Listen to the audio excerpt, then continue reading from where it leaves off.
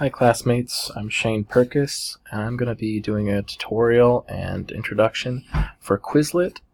Quizlet is a site and app that is used for studying for students and for teachers to set up their study materials for their class, unit, test, or quizzes that are going to be coming up.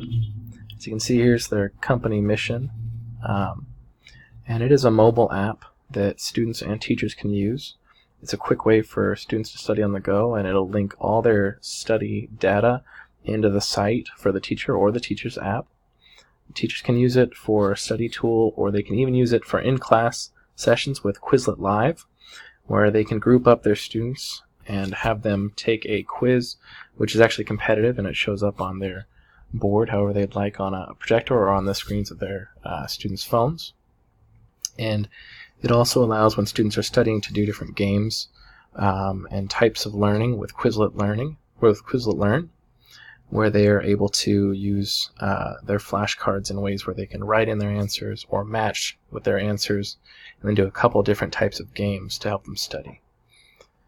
What the teacher can use is they can use different teachers' study sets. They can find some different flashcards that they may want to add to their own, or they can create their own sets. So I'll show you how we can create our own set of flashcards.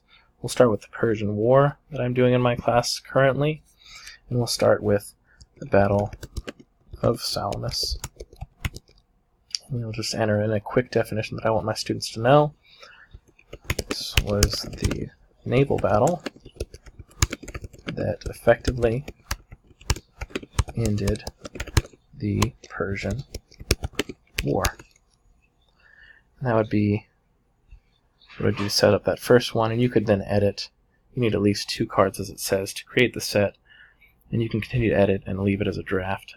And I'll show you right now, as we leave the page, what we can do with other study sets. When we actually have the sets, the students will be able to check their flashcards, read up on the definition and the image that's attached to them.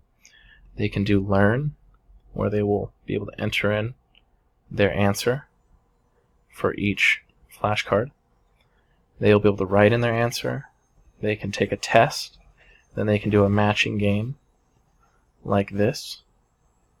And that's just a quick way that students will be able to learn, whether it's on their app or online.